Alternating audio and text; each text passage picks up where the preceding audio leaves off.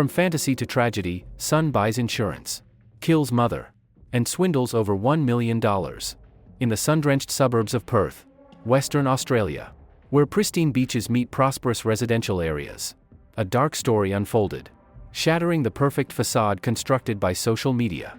This is the story of Andre Rebello, a 28-year-old Australian influencer, who is accused of murdering his mother, Colleen Rebello, 58, in order to profit from 3 life insurance policies he had taken out under her name just a week before her death.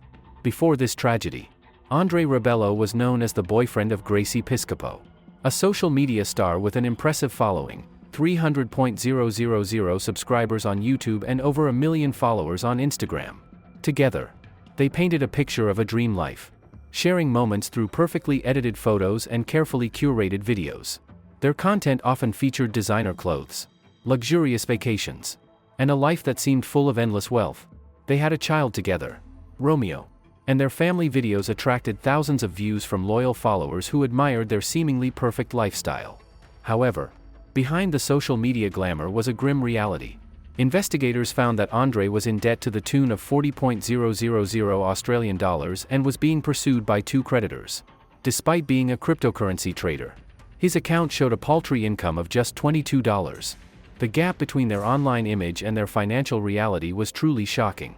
While their followers saw them traveling and living in luxurious hotels, the truth was their lifestyle was built on sand.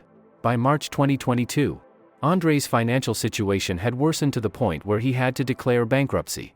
The next chapter of this story begins 2 years ago, on May 25, 2020, in the suburb of Bicton, Perth. That day, Andre's mother, Colleen Rebello, 58, was found dead in the bathroom of her home. Colleen Rebello's body was discovered by her youngest son, Fabian, in the bathroom with the water still running. She had several scratches on her face and clothes, and her jewelry was still on her person. The forensic pathologist could not determine the exact cause of death but confirmed that she died from asphyxiation.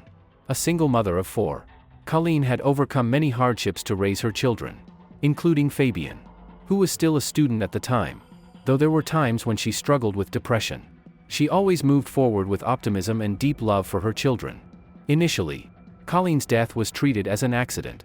However, shortly after, police received a suspicious report from the insurance company. Just 3 days after Colleen's death, her son, Andre, requested payment for 3 life insurance policies he had signed for her right before her death, with Andre listed as the sole beneficiary, despite Colleen having 3 other children. During the investigation, police discovered that the will Andre submitted to the insurance company was fake. The 2 lawyers named in the will confirmed they had never met Andre, had never processed any documents for him, and that the signature on the will was not theirs. Psychologist Nerina Sidhu, who had worked with Colleen for many years, revealed that Andre had been pestering her for weeks, with 4 to 21 calls a day, urging her to confirm that his mother did not commit suicide. Strangely, Andre only wanted to talk on the phone and never showed up to meet the doctor as scheduled, a request Sidhu had refused. In their one meeting, Andre only spoke about the insurance policy. However, later the insurance company received a voicemail, allegedly from Dr. Sidhu, in which she said she didn't believe Colleen had committed suicide. Insurance experts noted that the voice in the message sounded fabricated, prompting them to alert the police. Further investigation revealed that Andre had searched for a fake voice generator and found a website called Best Fake Voice Generator online. On the day Colleen passed away, she appeared happy and healthy to her closest family members. Prior to her death, there were no signs of health problems. In fact, she had a normal day, chatting cheerfully with her children and making future plans. This only made her sudden death more perplexing and tragic, as she was at a pivotal moment in her life, with many promising plans ahead. At trial, witnesses and reports revealed that Colleen had just completed a master's program in health, a significant achievement for a single mother like her. After 5 years of hard work and multiple part-time jobs to support her family, she was eagerly looking forward to starting a new job in the healthcare field. This not only demonstrated her perseverance and effort but also her deep love and responsibility for her children. All 4 of her children loved her dearly and were incredibly grateful for everything she had done for the family. On the morning of May 25, 2020, Colleen drove her youngest son, Fabian, to work around 10 a.m. and told him she would pick him up at 2 p.m. when his shift ended. It was an ordinary morning, with nothing to signal what was to come. However, after Fabian finished work that afternoon, Colleen did not arrive as promised. Fabian attempted to call his mother more than 13 times but received no response. Instead of being picked up, Fabian had to walk home. Meanwhile, a series of texts and calls between family members at the time of Colleen's death revealed tension and concern within the family. At 11 a.m., Colleen's son, Andre, received an angry series of messages from his ex-girlfriend, Grace Piscopo. Piscopo's texts expressed not only disappointment but also anger toward Andre for not answering his phone. "Answer the phone. For F.K. sake," she wrote in one message. Followed by, "I'm so mad at you." This showed the tense situation within the family, possibly related to unresolved issues between Andre and Piscopo. When Andre and Piscopo arrived at the house, emergency services were still on the scene, and Colleen's sister, Pearl Fleming, also witnessed an unfamiliar car parked outside the house.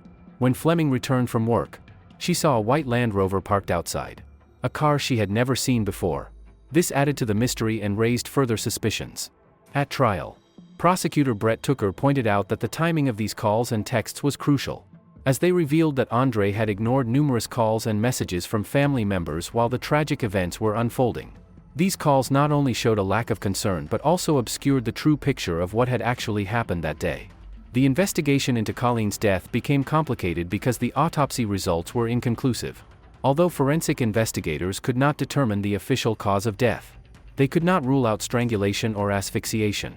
The defense argued that Colleen's death was due to natural causes, possibly from a heart arrhythmia or an aneurysm. But prosecutors contended that indirect evidence pointed to murder. Andre's behavior at the time of his mother's death raised suspicions among his siblings.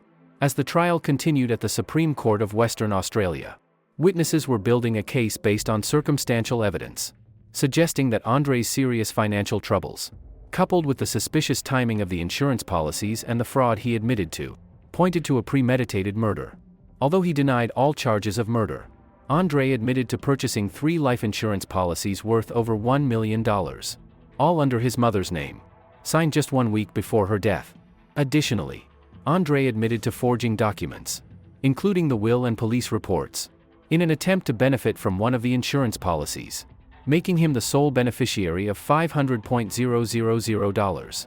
The police officer continued questioning, "Do you understand the reason why your mother passed away?" Andre replied, "We don't know. It was a long process. It could have taken 12 to 14 months.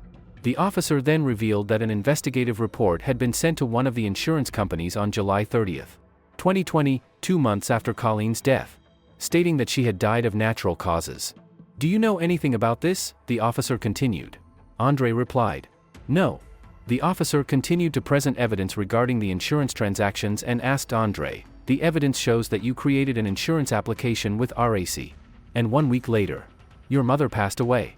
Did you know she was going to die? Did she say anything?" Andre maintained, "Nothing unusual." When asked if he knew his mother was ill or had any health issues, Andre answered, "I didn't know." The trial continues, and questions surrounding Colleen Rebello's death and the insurance transactions continue to capture public attention as evidence and testimonies from the parties involved are being carefully examined.